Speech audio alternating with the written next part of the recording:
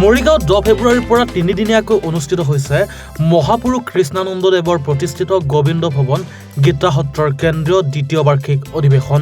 মৰিগাঁও উচ্চতৰ মাধ্যমিক আৰু বহুমুখী বিদ্যালয়ৰ খেলপথাৰত আজি পুৱাৰ ভাগত মহাপুৰুষ কৃষ্ণানন্দদেৱ সম্বন্ধই ক্ষেত্ৰৰ মূল তৰণ মুকলি কৰে মৰিগাঁও সমষ্টিৰ বিধায়ক ৰমাকান্ত দেউৰীয়ে। মহাপুৰুষ কৃষ্ণানন্দদেৱৰ প্ৰতিমূৰ্তিত মাল্যাৰ্পণ মৰিগাঁও উচ্চতৰ মাধ্যমিক আৰু বহুমুখী বিদ্যালয়ৰ অধ্যক্ষ দিব্যজ্যোতি তামুলীয়ে।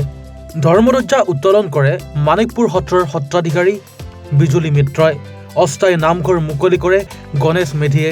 লগতে উপস্থিত থাকে মৰিগাঁও গোবিন্দ ভৱন গীতা সত্ৰৰ ভকত বৈষ্ণৱ আৰু আই মাতৃসকল।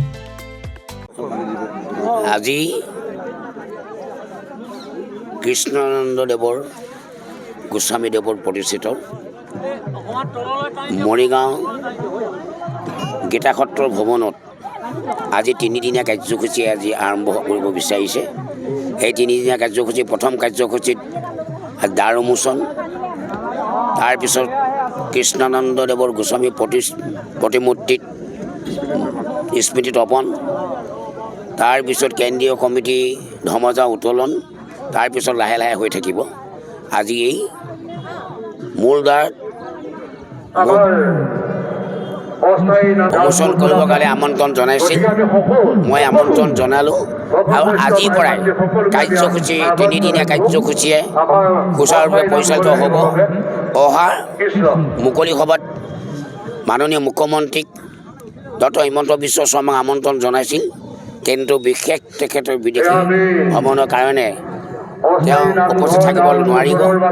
তাৰ ঠাইত মন্ত্ৰী জয়ন্ত মল্লভ বৰুৱাই মুকলি সভাত মাননীয় মুখ্যমন্ত্ৰী হৈ উপস্থিত থাকিব আৰু তেখেতে উদ্বোধন কৰিব, উপস্থিত থাকি এই সভাখনৰ সৌষ্ঠৱ বৃদ্ধি কৰিব।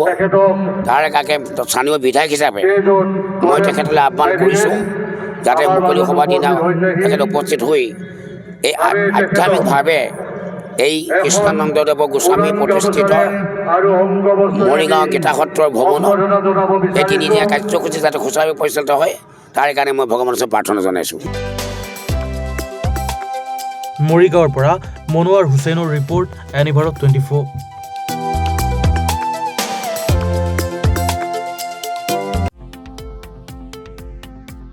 শৰীৰৰ যিকোনো অসুবিধাৰ সন্মুখীন হৈছে নেকি আপুনি? শাৰীৰিক সমস্যাৰ প্ৰতিকাৰ কেৱল আমি দিম। অভিজ্ঞ চিকিৎসকে দিব সুপৰামৰ্শ। প্ৰতি সপ্তাহত থাকিব বিভিন্ন ৰোগৰ বিশেষজ্ঞ চিকিৎসক।